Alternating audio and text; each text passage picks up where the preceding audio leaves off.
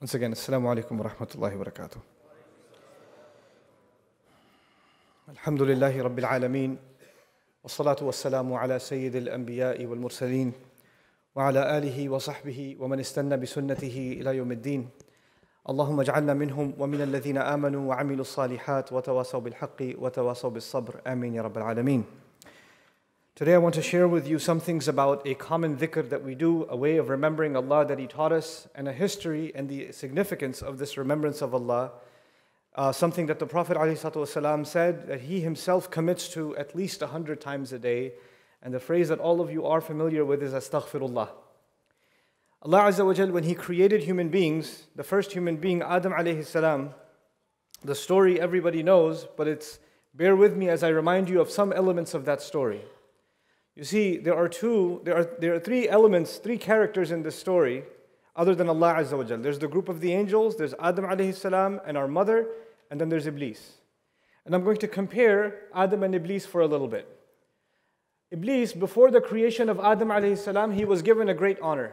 Allah Azza wa Jal has elevated him to the point where some narrations tell us that he was even in charge of the angels. This is why eventually when Allah commanded the angels to do sajda, well, the angels, he was a jinn, he was not an angel. But since Allah commanded the angels, their commander, meaning Iblis, was the first one to obey, and then everybody else had to obey along with him. But he refused. So this was kind of the honor given to Iblis. And you notice that Adam alayhi salam, when he was created, he was also given an honor. He was also given a special status, that the angels, even ranking above the angels actually, which is why Allah Azza wa Jal commanded them for that sajda. You find with Iblis, he violated a commandment of Allah Azza wa Jal. Allah commanded him something and he refused. He failed. And you also find with Adam alayhi salam, Allah gave him one single commandment. Don't go near the tree. He told him and our mother, don't go near the tree. And you also find a violation. You find that they also ended up going near the tree. Both of them were honored. Both of them made a mistake. They have something in common. But what they have not in common is what happens after the mistake. What happens after the mistake? After the mistake, Iblis gives justification. He explains that it's actually not a mistake at all. I am completely logical in what I'm saying. I'm made of fire. And you can imagine also, in part of his argument, I've been around a lot longer. I'm senior to him. I have way more experience. You just created him, and he's made of dirt. What is he? He hasn't even proven himself. And I am supposed to submit myself before him? How is he getting a higher rank? I can't accept this. So he's giving a logical explanation for his disobedience to Allah Azza wa Jal. Adam alayhi salam, this is not commonly understood, but Adam alayhi salam could also give a logical explanation. You see, when Allah created Adam alayhi salam, He made an announcement to all of the angels. He told all the angels, إِنِّي جَاعِلٌ فِي الْأَرْضِ خَلِيفَةً. Surah Al-Baqarah tells us, He told all the angels, I am putting a Khalifa on the earth. Allah announced to the angels from the very beginning that Adam was created for the earth. Eventually, when Adam alayhi salam ate from the tree, Allah says, now you must go down to the earth. Adam alayhi salam could turn around and say, wait a second. Even before I ate from the tree, you made the announcement that I'm going to go to the earth anyway. You already told everyone, you told the angels, and this is actually what Iblis came and told him. Iblis said, by the way, you live in Jannah, you like it, right? Huh? But you know what? That's not the plan for you. The announcement that was sent out, the announcement that was made is not, you're not made for Jannah right now, you're made for what? The earth. You like staying here? You like Jannah? Huh? Well, there's only two kinds of people that can stay here. Either angels or permanent residents.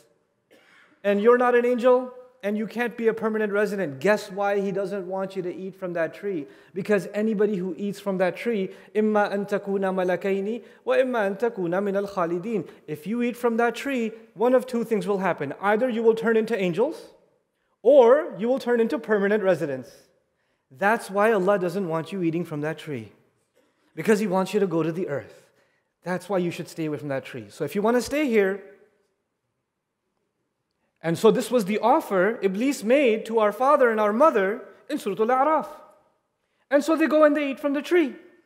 And Allah Azza wa Jal says, what prevented you? Why didn't you stay away from this tree? And the same way Allah asked Iblis, why did you refuse to make sajda? Allah asked Iblis, why? Why did you disobey? Allah asked Adam alayhi salam and Hawa alayhi salam, why did you disobey? Same exact thing. Why and why? Iblis gave a logical answer. Adam alayhi salam could also give a logical answer. Ya Allah, you already knew that I was going to go to the earth. This is a setup. And to this day, there are people that will come up to you and me and say, if Allah already knows what's going to happen, why is it my fault? Why is it my fault? Adam alayhi salam could have been the first human being who asked that question. Allah already knew I was going to go to the earth. It's not my fault.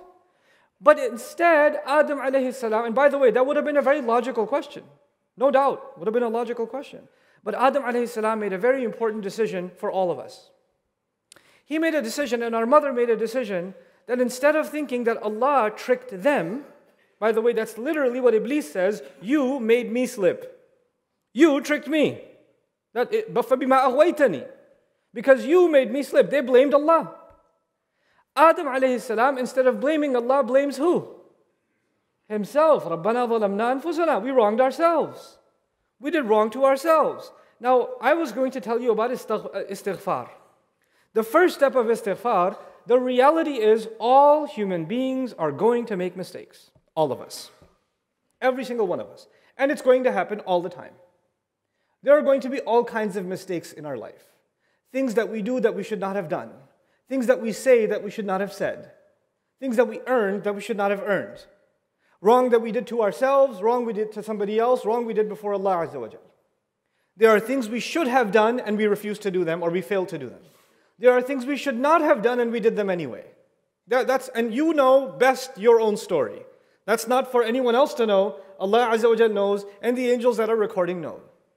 But you know what? Every time you and I make a mistake, we have an option.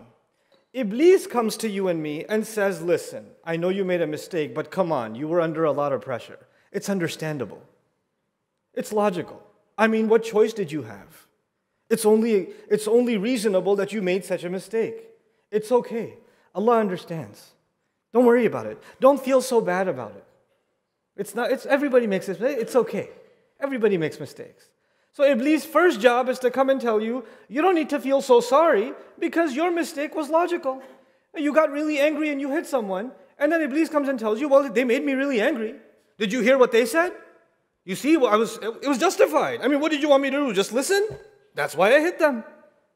Or you decide to insult somebody, or somebody decides to steal, and somebody says, what did you want me to do? Everybody's doing it. I can't even pay the bills. What did you want me to do? Somebody accepts a bribe, and they tell themselves, look, I mean, I have to survive. I have small kids. Shaitan comes and tells you, just like himself, when the mistake is caught, he tells you to say, no, it was okay. You don't have to feel so bad. You don't have to feel so bad. The mistake isn't yours. Why did Allah put me in such a difficult position anyway? It's Allah's fault. Ma'adallah. Allah put me in a difficult position. What did you expect? Of course I was going to mess up. You see, this is Iblis' line of thinking. Adam's line of thinking, رَبَّنَا ظَلَمْنَا, and we wronged ourselves. We did wrong to ourselves. I can't hide behind any excuses, my Rabb. I'm not going to hide behind my anger or my temptation or my weakness or my forgetfulness or somebody else made me do it or somebody else made me really upset or somebody else tempted me. There's going to be all these reasons. There's going to be a million justifications. Just like when somebody goes to court and they say, why did you do it? Well, I had a rough childhood and I had bad influence in my life and this is why I became this way because I've just been around gangs my whole life. That's why I commit these crimes. Really, if your environment, you can blame your environment, then how come Yusuf alayhi salam spends decades in jail and he doesn't think like a criminal? He doesn't act like a criminal. Ibrahim alayhi salam is raised in a town where everybody worships idols. He doesn't blame the environment and justify his behavior. He stands up for the truth. What is Allah teaching us? Every human being, al-insan ala nafsihi basira walau alqa ma'adhira. The human being is very clear view of his own self, even though he comes up with lots of excuses. Human beings are very good at making excuses, and where do the excuses come from? Iblis. Because there's one thing Iblis does not want. He does not want you to say with your heart, Astaghfirullah. He does not want that. Because once Adam alayhi salam was sent to the earth, this is why I started with Adam alayhi salam. When Adam alayhi salam was sent to the earth, Allah told him, فَإِمَّا يَأْتِيَنَّكُم مِّنِّي هُدًى فَمَن تَبِعَ هُدَايَ فَلَا خَوْفٌ عَلَيْهِمْ وَلَا هُمْ يَحْزَنُونَ. Now that I'm sending you to the earth, you will need guidance. You will need guidance. And whoever follows my guidance, they won't have to worry, they won't have fear, they won't have sadness. So basically, Allah told Adam alayhi salam that when he comes to the earth, Allah will give him what? Guidance. Now please listen to this carefully. This is what it has to do with astaghfirullah. The first guidance Allah sent to this earth. Allah says, فَتَلَقَّى آدَمُ مِنْ رَبِّهِ كَلِمَاتٍ فَتَابَ عَلَيْهِ. Allah gave Adam alayhi salam words by means of which he turned back to Allah asking for his forgiveness. Asking for Allah's forgiveness was the first guidance given to humanity. That was guidance number one. Before any other teaching, before anything Allah taught us about halal and haram, before anything Allah taught us about remembering Allah in different ways, before anything Allah taught us about the gratitude of Allah and the perfection of Allah, the first thing Allah taught humanity was seek Allah's forgiveness. And you know what? That's how the story of humanity started, by seeking Allah's forgiveness. Where does the story of humanity end? On Judgment Day, isn't it? And on Judgment Day, believers are trying to make their way towards Jannah. And they haven't made it to Jannah yet. They haven't made it yet. Some people had a lot of faith, so they have a lot of light coming out of their chest and their right hand. And some people have a little bit of faith, so they have a little bit of light coming out of their chest and their right hand. And if you have a lot of light, you know where to go. If you have a little bit of light, you can only take one step at a time. And people are inching towards Jannah, trying to make it to Jannah. And what do they say? This is the last dua human beings will ever make. This is the last dua human beings will ever make. In Surah Al-Tahrim, رَبَّنَا أَتْمِمْ لَنَا نُورَنَا وَاغْفِرْ لَنَا. Master, please complete our light. Let this light, this battery not run out until we make it to the gates of Jannah. And forgive us. Forgive us. The first guidance, the first dua was what? Forgiveness. And the last dua for all humanity is what? Forgive us. The guidance of Allah begins and ends with seeking forgiveness. And seeking, this astaghfirullah is not something small. It's not a small reason that Rasulullah sallallahu alayhi wasallam asked istighfar of Allah 100 times. We'll solve that problem in a second. Why is Rasulullah sallallahu alayhi wasallam asking for Allah's forgiveness? We know that prophets are free of sin. And on top of that, Allah describes him, as I told you before, as a brilliant sun, flawless. So why is he asking for forgiveness if he hasn't even made any sins? You see, Allah Azza wa Jal will give us the reasons for which istighfar isn't just about doing a sin. Istighfar is about not doing enough. Istighfar is also about not doing enough. No human being should ever feel about themselves that they have done enough for Allah. They have always fallen short. For what Allah gave them, they can never give back. And so they ask Allah's forgiveness for their own shortcomings. You know, Ibrahim alayhi salam built the Kaaba. And when he built the Kaaba, after all those tests, I told you about that before. After all those tests, and when he was building the Kaaba, he said, وَتُبْ عَلَيْنَا, please accept our tawbah. Please forgive us. Why is he asking for forgiveness? Because as I'm putting one brick of the Kaaba on top of the other, I pray that this is good enough. I pray my salah is good enough. I pray my dua is good enough, because my dua may not be perfect, my salah may not be perfect, my qira'ah of Quran may not be perfect. Even when we do good deeds, those good deeds, are they perfect? No. And so because they're not perfect, what will complete there's a gap. And that gap can only be filled by what words? Astaghfirullah. Astaghfirullah. Our ibadah will always be incomplete without istighfar to Allah Azza wa Jalla. We finish the salah, what's the masnoon dhikr to do? We finish the salah, the first thing we do is what? Astaghfirullah. You would think, normally, if you do something bad, you say astaghfirullah. I shouldn't have. You just did something good. You prayed. And we're taught right after you pray, you say what? Astaghfirullah. Why? Because that prayer was not perfect. And Allah will cover. Istighfar comes from mighfar. Mighfar actually means to cover. I ask Allah to cover the shortcomings of my prayer. I ask Allah to cover what wasn't good enough. I ask Allah to cover all the times in my head when I was still on Facebook, when I was reciting Fatiha. When I was in ruku' staring at the carpet and it looked like a face is looking back at me. I'm making istighfar for all the things that I didn't do well. When I rushed through the wudu, and I didn't really pay attention, when I was in the middle of a conversation and somebody asked me, hey, where did you put the keys? Allahu Akbar, and they're on the dresser. And in my head, I'm still answering their question, but I'm reciting Subhanak Allahumma astaghfirullah. Astaghfirullah. My good deed wasn't good enough, so astaghfirullah. So this is the story of istighfar. We have to admit that we don't do well enough, and that even our good deeds need covering. We cannot become confident. Some people, the Prophet ﷺ said that for one letter of reciting Quran, you get 10 good deeds. You get 10 good deeds. And sometimes there are different adhkar that are mentioned, or different deeds that are mentioned, like salah and jama'ah counts 27 times more, right? So there are multiplications. I've met some people that like to do these calculations. Today, 50,000 times this, and I think I caught Laylatul Qadr, so that's like 83, years, Alf Shahr, so that's 83 years, and I've got this I'm doing pretty good. Doesn't matter how many calculations you do, it's still going to be not good enough. And the only thing that will cover it is istighfar. That's the one part. What's one part of istighfar? What's the other part of istighfar? That's the scarier part.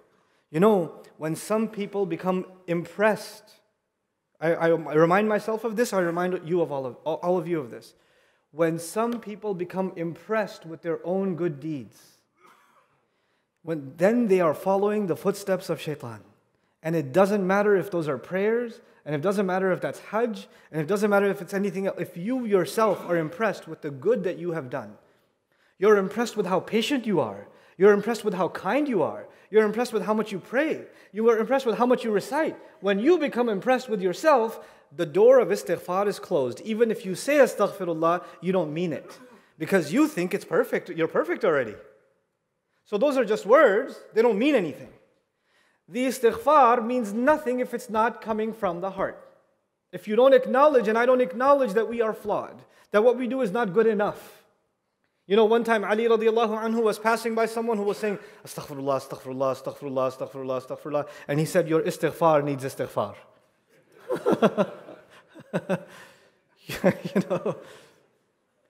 So the last thing I share with you about istighfar, not only does it cover our flaws, not only does it teach us humility, and it teaches us, profoundly it teaches us that we aren't perfect and we will always be making mistakes, and we have to admit our mistakes to Allah. By the way, on that note, it's not easy to admit your mistake to another person. Somebody says to you, hey, I didn't like what you said. What? What did I say? Huh? It was perfectly right what I said. What are you talking about? You didn't understand what I said. There's a problem with you, not with me. When somebody points out your mistake, you get defensive. I didn't make a mistake. Guess who got defensive when his mistake was pointed out? Iblis. And when you become defensive, there's no way you'll ask Allah's forgiveness. Yes, it's hard to admit our mistakes in front of people. But if you get in the habit of defending yourself every time, it will be hard for you and hard for me to admit ourselves before Allah. It'll be hard for us to say, Ya Allah, I messed up, I shouldn't have said that. I shouldn't have done this. I shouldn't do this. I shouldn't do this. And I'm seeking genuinely your forgiveness. So being able to admit your mistake is actually a step towards istighfar. Shaitan doesn't even want us to admit it. So finally, the benefits. What do you get when you make istighfar? Not only do your sins get covered, not only is it the last steps before we walk into Jannah, وَاغْفِرْ لَنَا, وَاغْفِرْ لَنَا, the last words before people enter into Jannah. But in addition, Nuh alayhi salam told us something. He told us something about what will happen if people make istighfar.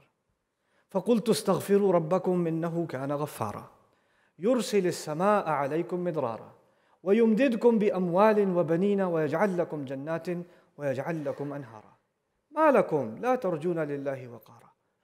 Allah Azza wa Jal told Nuh alayhi salam to teach the people. And he told Allah, Ya Allah, I gave them the best offer. I gave my people the best offer. I told them to make istighfar of your master. I told them to seek forgiveness of your master. And if you do, what will happen? The sky will open up, pouring down. يُرْسِلِ السَّمَاءَ عَلَيْكُمْ مِدْرَارًا. And it doesn't just mean rain. It means rizq from the sky will come pouring down. Protection will come pouring down. Guidance will come pouring down. Blessings will come pouring down. Everything you need in this life comes from the sky. And the sky will open up for you only because you're making what? Istighfar. يُرْسِلِ السَّمَاءَ عَلَيْكُمْ مِدْرَارًا وَيُمْدِدْكُمْ. And He will extend for you. بِأَمْوَالٍ وَبَنِينَ. He will give you more and more money. He will give you more and more children. And yumdidkum doesn't mean yazidkum, meaning He'll give you more children, more money. But even if you have a little bit of money, it will go very far. And if you have just a child, or your child is not, you don't have many kids, the good they do will go very far. Yumdidkum, meaning your good deeds will continue through your money. Allah will make your money work for your dunya, and Allah will make your children work for your dunya, and He will make your money and your children work for your akhirah, only because you made istighfar. Yumdidkum bi amwalin wa banin. And then He says, وَيَجْعَلْ لَكُمْ جَنَّاتٍ وَيَجْعَلْ لَكُمْ أَنْهَارًا. And He will put gardens out for you, and He will put rivers out for you. And the ulama got confused. Wait, a lot of people make istighfar, but they never get gardens? They never get rivers? But Quran says if you make istighfar, you will get gardens and you will get rivers. It's completely logical. Even if you have 100 rand and you're a person of istighfar, that 100 will do more good for you than 1,000,000 would have done for you. If you have a sick child, and you make istighfar, the good that will come from that sick child will be better than 10 sons that were strong and started businesses and became millionaires and became your backbone. That will be better for you because you're a person of istighfar. And when will you see those gardens? And when will you see those rivers? When you come back to Allah, you will see the gates open and gardens and rivers waiting for you. وَيَجْعَلْ لَكُمْ جَنَّاتٍ وَيَجْعَلْ لَكُمْ أَنْهَارًا مَا لَكُمْ. What is wrong with you? Nuh alayhi salam told his people, what is wrong with you? لَا تَرْجُونَ لِلَّهِ وَقَارًا. You're not hoping for Allah to dignify you? Why don't you want Allah to honor you? Why don't you want Allah to bless you? Allah Azza wa Jal will honor you when you become people of istighfar. And this is my last comment to you. When somebody asks for forgiveness, if I came to somebody and said, I'm sorry I said that, I made a mistake, and somebody admits their crime before a judge, somebody admits sometimes the politicians make a mistake and they have to do a press release. I'm really sorry I said that and I didn't mean to say it and please still vote for me. And is that dignifying or is that embarrassing when they have to admit their mistake?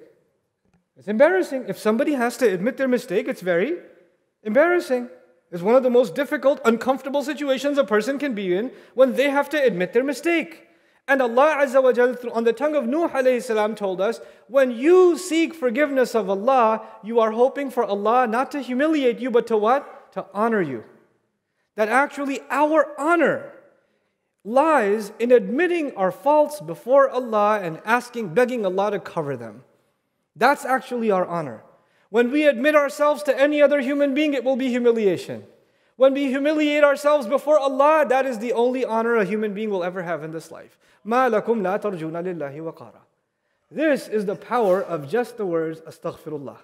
When we say these words, we are transforming our lives. We're opening the doors to rizq. We're dignifying ourselves. We are reminding ourselves of the journey of Adam alayhi salam and the journey we will all be taking as we walk into the gates of Jannah. May Allah Azza wa Jal make all of us people of real istighfar from our hearts. Barakallahu li wa lakum fil Qur'an al-Hakim wa nafa'ani wa iyyakum bil ayati wa dhikr al-Hakim.